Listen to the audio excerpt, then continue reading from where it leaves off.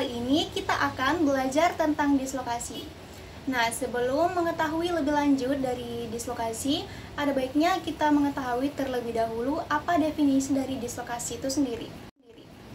Nah, dislokasi merupakan cedera yang menyebabkan ujung tulang mengalami perubahan posisi dari posisi normal dan artikulasi sendi hilang.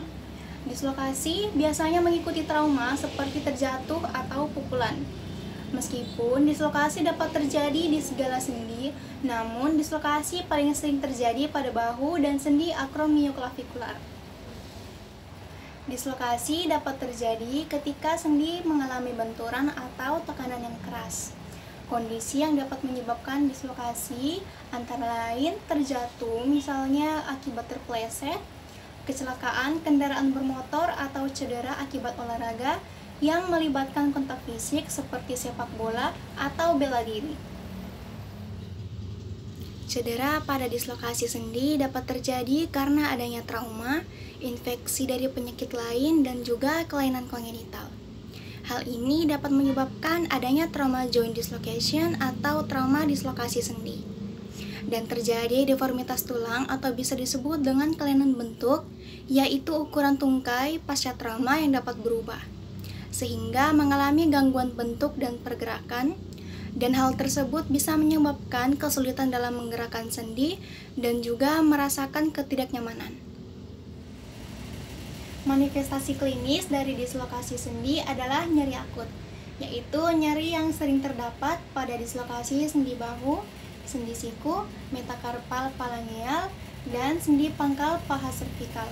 Kemudian terjadi perubahan kontur sendi, perubahan panjang ekstremitas, mengalami deformitas pada persendian, perubahan sumbu tulang yang mengalami dislokasi, dan kehilangan mobilitas normal, serta gangguan otot-otot pada tulang yang tidak dapat bekerja dengan baik pada tulang tersebut. Lalu pembengkakan dan kekakuan juga merupakan manifestasi klinis dari dislokasi. Mari kita masuk pada pemeriksaan penunjang. Yang pertama ada sinar X atau biasa disebut dengan röntgen. Pemeriksaan röntgen merupakan pemeriksaan diagnostik non-invasif untuk membantu menegakkan diagnosa medis. Pada pasien dislokasi ditemukan adanya pergeseran sendi dari mangkuk sendi di mana tulang dan sendi berwarna putih. Berikutnya ada CT scan.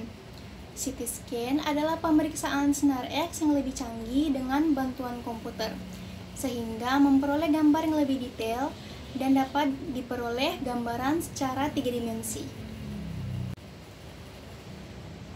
Selanjutnya ada pemeriksaan MRI. Pemeriksaan MRI merupakan pemeriksaan yang menggunakan gelombang magnet dan frekuensi radio tanpa menggunakan sinar X atau bahan radioaktif, sehingga dapat diperoleh gambaran tubuh, terutama jaringan lunak dengan lebih detail.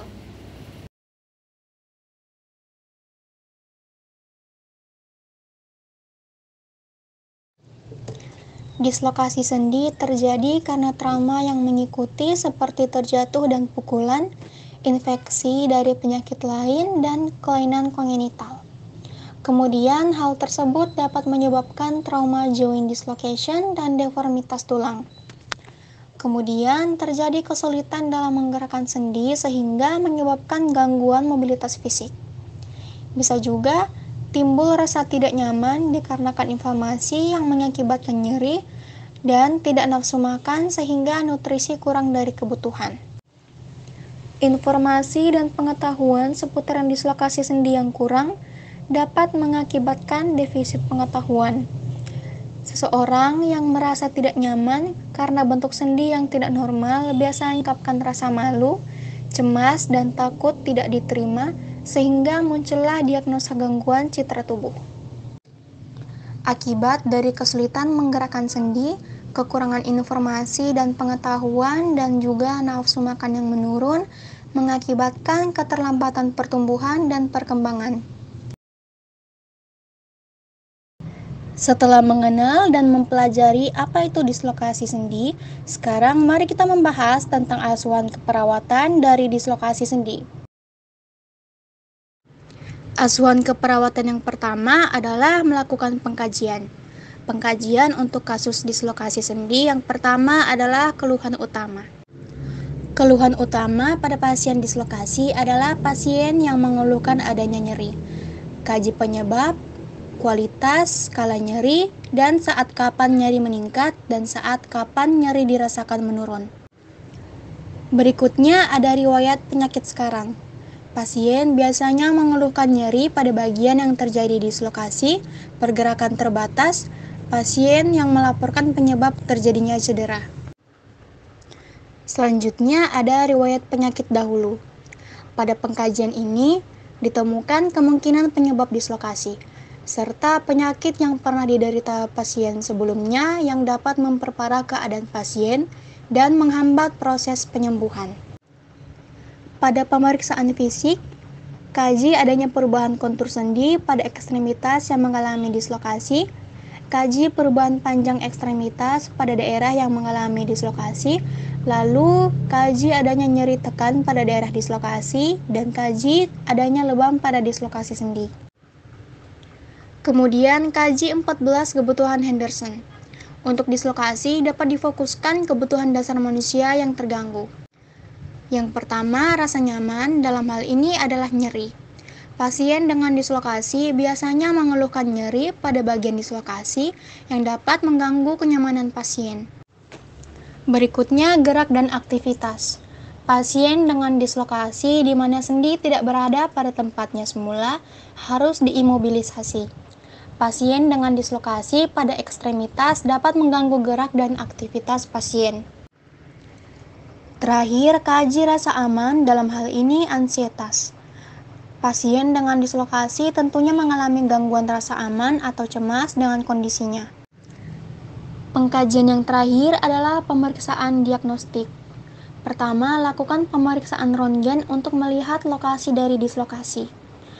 Yang kedua, pemeriksaan CT scan digunakan untuk melihat ukuran dan lokasi dari dislokasi dengan gambar 3 dimensi.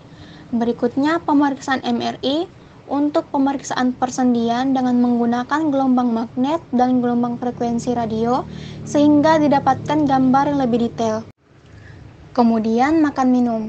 Pasien yang mengalami dislokasi, terutama pada rahang, mengalami kesulitan mengunyah dan menelan.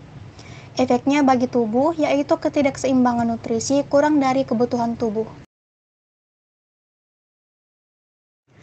Pada kasus dislokasi sendi, ada beberapa diagnosa keperawatan yang mungkin bisa diangkat. Namun, kali ini kita akan mengangkat 2 diagnosa keperawatan pada kasus dislokasi sendi.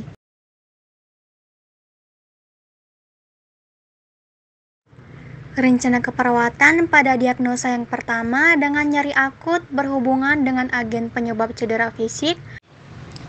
Tingkat nyeri pada dislokasi sendi diharap dapat menurun dengan kriteria hasil, keluhan nyeri menurun, meringis menurun, gelisah menurun, dan kesulitan tidur menurun. Manajemen nyeri. Untuk tindakan observasi, identifikasi lokasi, karakteristik, durasi, frekuensi, kualitas intensitas nyeri, dan juga identifikasi skala nyeri dan respon nyeri nonverbal, serta identifikasi faktor yang memperberat dan memperingan nyeri. Lalu monitor efek samping pemberian analgetik jika perlu. Pada tindakan terapeutik, berikan teknik nonfarmakologis untuk mengurangi rasa nyeri, kontrol lingkungan yang memperberat rasa nyeri, fasilitasi istirahat dan tidur, lalu pertimbangkan jenis dan sumber nyeri dalam pemilihan strategi meredakan nyeri.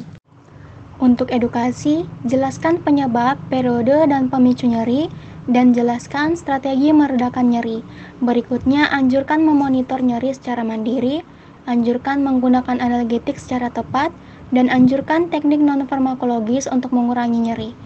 Dan kolaborasikan pemberian analgetik jika perlu. Rencana keperawatan untuk diagnosa yang kedua dengan gangguan mobilitas fisik berhubungan dengan gangguan muskuloskeletal adalah dukungan mobilisasi. Untuk tindakan observasi, identifikasi adanya nyeri atau keluhan fisik lainnya.